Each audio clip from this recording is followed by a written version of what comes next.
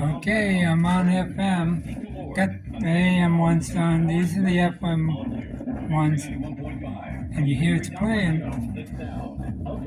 But there's still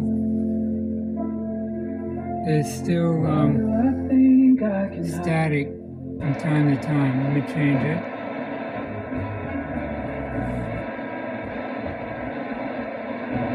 So you see it's getting stations.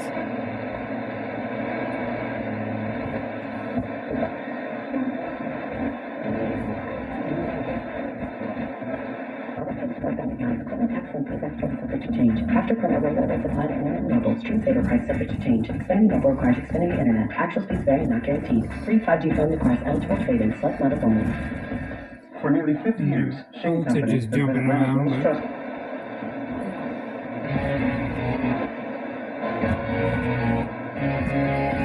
Okay, and that's FM.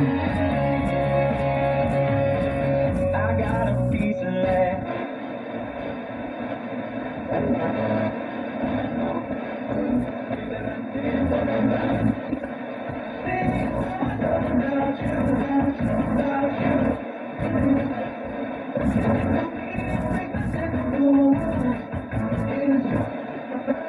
For an exciting career with the 7 days home, $48. Well, the Gwinnett County Sheriff's Office is hired. Okay. Now that said, if I put it between channels,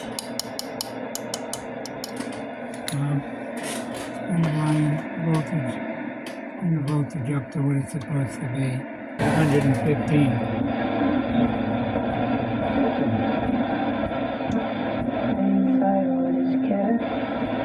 So it's working on FM. However, if I turn it off, let it cool off. It doesn't do it all the time now. It's intermittent, but it's still got a silver Mica disease. Mostly the discriminator can, but those two IFs have it too. Hear it? And at times it's really bad. You can't even hear this. Can't even hear the station.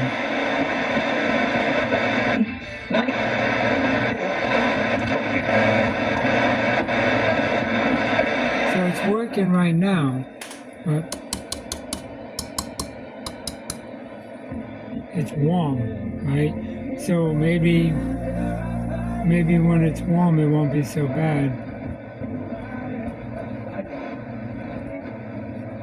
But when risk, including losses. Past performance does not guarantee future results. Whether you own a local business or a global one. When I try to do an alignment and I connect the wire under the chassis, excuse me, to the tubes that I got to connect to do the FM alignment, it goes really bad. I mean, really, really bad. I mean, you can hear it crackling there, but not bad. What would you like the power to do? But it's a whole lot better. And that's just with the first can done.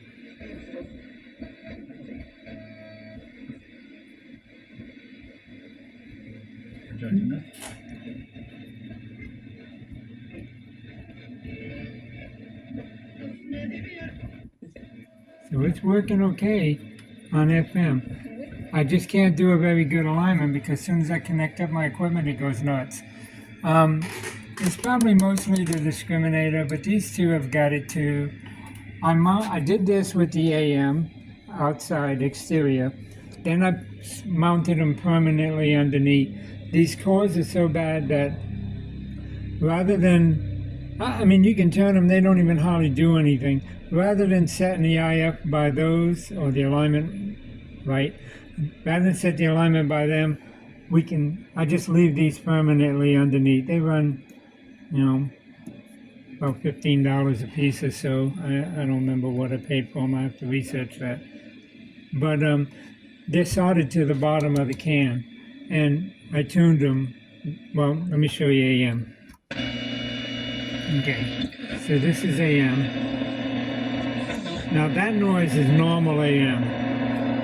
Okay, that's just normal. Appears to have been inspired by the Islamic State. This is my locus station.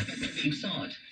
Organizers say they had expected up to 65,000 fans inside the stadium at each show. show, and as many as 30,000 more outside. Fox's Tanya J. Powers. Okay, the tone control thing works somewhat, but it's not perfect, and that's because of the same problem. But actually, it does do something. All right, so on AM now you're getting noise. That's just noise. Maybe my light. No, not my light.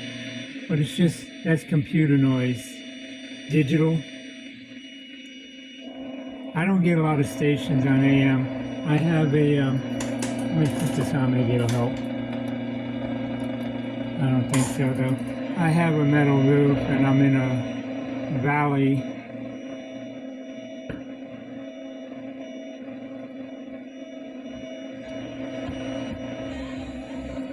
Here's a distance station. Ouch! Got shocked. It's 212 volts on this thing and I touched the ground and the back of my hand hit that. It's a reminder that there's 212 volts there. 220 volts. Okay, but you hear how good that sounds. That's a distance station. So when it's on a station, the static's gone, right? If you got these were made for outside antennas. If you're on for AM, that antenna does help. And if I could turn it around and it was in the case, it would do more. But AM's working. And there's that little bit of, not the normal noise, the buzzing, but that crackly noise, that's somewhat, some of these cans, right? These two are still AM, these two in the back. But on the channel, the signal is so strong that it drowns it out. And that helps. You'll hear static occasionally in my local channel well. This afternoon, Memorial Park North Funeral Home. I don't even need to be right on it. Captain Michael Leonard Reynolds, 73, of Gainesville, and Wimberley Funeral Home announces the death of Okay, Lakendra so that's AM. 51 of Hampshire. Shortwave, probably not going to get nothing. Not where I'm at anyway.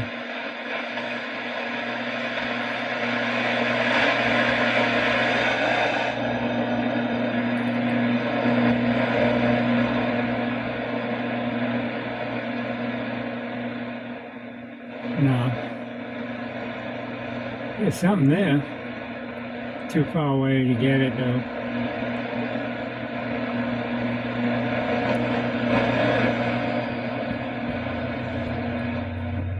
Okay, let's try the other shortwave. Oh, that's phone on. No, it's only a single shortwave. And AM works. FM, that's auxiliary. Should be where you would. Well, you can hear it there though. Hear it? Some of that is interference. FM. Let's see if we can.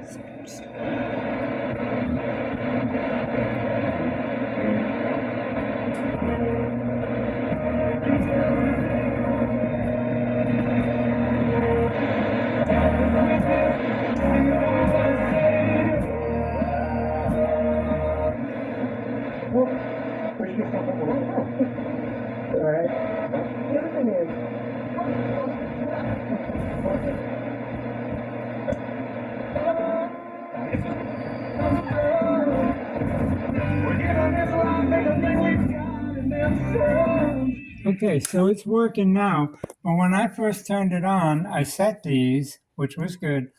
I connected the wire under the chassis to do my IF alignment for FM, and it was so staticky I can't do it. Basically what you do, well, you can use, it's easier on one of those, but that's not my problem at this point. Basically on those, you'll get a number here in volts. It's usually millivolts.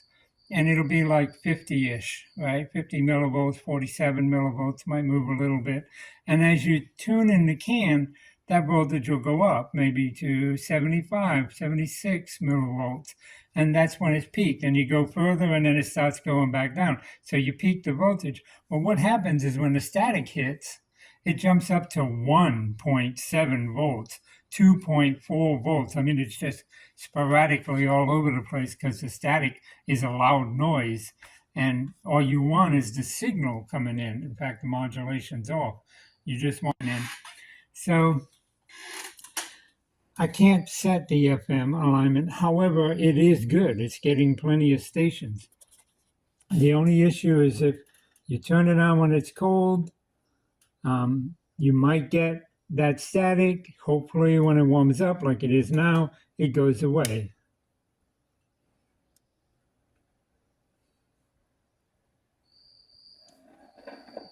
There it is, hear it?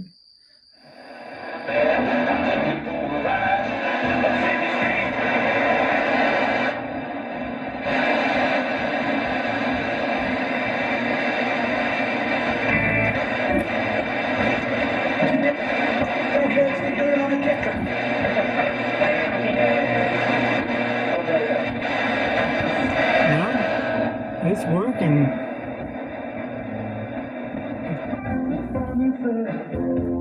It's working. I'm not getting no static.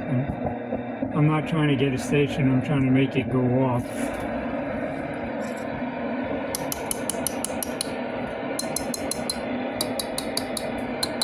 Well, it's doing good now. So, okay. So anyway, I got to mount these under there like I did the 2 AM ones. And then apparently this can had a lot of the issue. More so on FM than AM, but it had a lot of the issue. However, these 3 cans also do FM. These 3 do AM. These 4 do AM and FM. So this one is repaired. I don't want to push my luck or be presumptuous. The FM is working, okay? It sounds good, playing good. If it's staticky, it should go away. Most likely this one, but these 2 have it too, and it's a problem. I was able to tune these really well without getting shocked like I did a minute ago. It's a couple of times I've been shocked. It's okay to get shocked with one hand. It hurts and it'll tingle up your arm. But if I would have hit that with my left hand and went to turn this with my right hand, I'd be in Hopperland because that would go right through my heart and stop my heart. So you never want to stick your hands in a tube radio unless you know what the heck you're doing, and even then it's risky. Normally, I don't do this kind of stuff. I had no choice. That's the only way to fix it.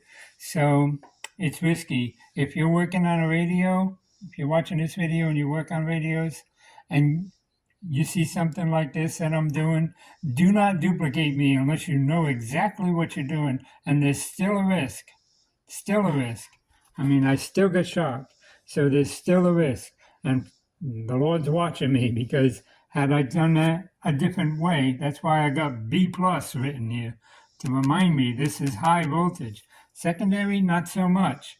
This one might have some. The AM don't have hardly any. But B plus, primary voltage on the B plus. On the primary transformer, you have B plus voltage. And on this radio, you can see here, let's see, 265 volts. So on this can, this is the one I'm working on the FM side here or the AM side, it don't matter. Go into the plate of this tube, you got 265 volts. On the plate of this tube, you got 260 volts. Anything over 50 volts is enough to kill you. Actually, 50 volts can kill you. And this is DC. This is not even AC. So, you work on these things, you need to know what you're doing. You need to use all the precautions you possibly can, like I did here. And there's still a risk, as you see me get shocked. So just be aware of that. This is not something you can just toss around. I flip it over, I connect wires, I disconnect wires, but I'm always trying to be mindful of the potential voltage in here, because it is really high, and it just takes a tenth of a second, it'll stop your heart. I mean, immediately. Actually, you shouldn't even work on them without somebody else around, just in case, and someone who knows CPR. But I don't have that luxury, so I put my faith in the Lord. Whether that's intelligent or stupid, you decide. But don't die over your decision. Make sure you use the best safety precautions you can.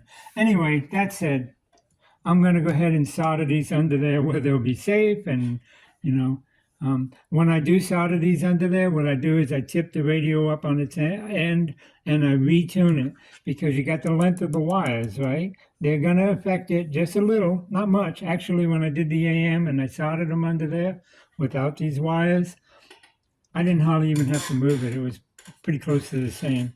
So, but still, there is impedance or capacitance between these leads, like they're overlapping here. That's what a capacitor is. It's two conductors next to each other, separated by an electrolyte. In this case, a space. Air is a perfect insulator. So two conductors separated by an insulator. There's capacitance between here and here, but it's so small because the distance is so great that this capacitance is nothing. But when they cross like that, it can make an effect when you go to solder these in there. Same here. Also, when you solder these in, you got to put 4 on this socket. Those 2 bigger ones and these 2 smaller ones have to be on that socket. So I'm having to come off the socket with each one because there's no way to get all 4 of them together.